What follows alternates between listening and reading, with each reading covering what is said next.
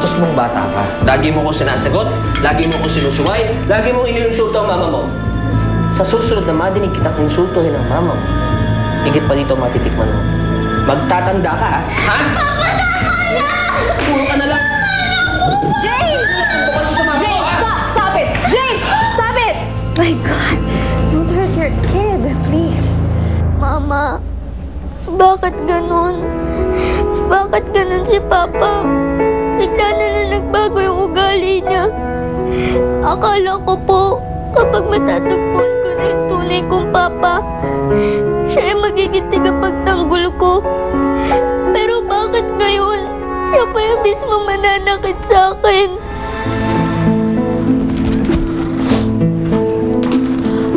Anak, kamusta naman yung puwet mo? Masakit ba? Napakabad niyo talaga. Kung alam lang sana ni Papa kung gaano kayo kasama. Your father is too blindly in love with me to see my true colors. Alam mo ba na ilang minuto lang ay na-convince ko na siyang pakasalan ako? That is how easy it is for me to control him. That's why you better listen to me, Cookie. Tigilan mo na ang pangungontra mo sa amin ni Yvonne. I want you to become a good girl and I want you to become very nice to us. Otherwise, I can make your life a living hell. Okay? Good night, sweetheart. Money, money, money. Asha? Hi, dear. So, mukhang may nangyari sa lakad mo, ah. Hindi naman ako nahirapan eh. Agad lang binigay yung hinihingi ko sa Can kanya. I open it? Yes, please. Okay.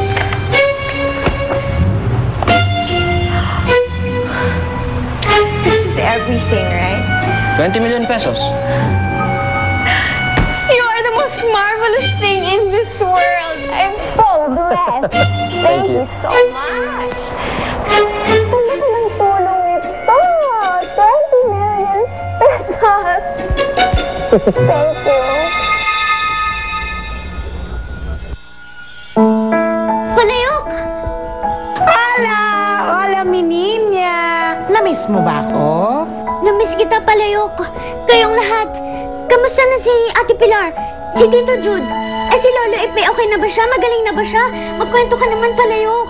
Kami, por favor. Mi niña. Isa-isa lang mahina ang kalaban. Pasensya ka na, Palayok, ha? Wala na kasi akong ginagawa dito sa bahay kundi isipin kung kamusta na kayo. Bueno, para sa informasyon, maayos naman ang lagay ng lahat. Pati ang lolo ipi mo, gumaganda ang lagay. At ipinaabot din ni Pilar na namimiss ka na daw niya. Salamat, Palayok, ha? Salamat at inintindi mo ako. Palayok! Palayok. Palayok na naman. Di ba sinabi ko sa'yo huwag mong mabanggit-banggit sa akin yung palayok na yan? Sinusuway mo ba ako?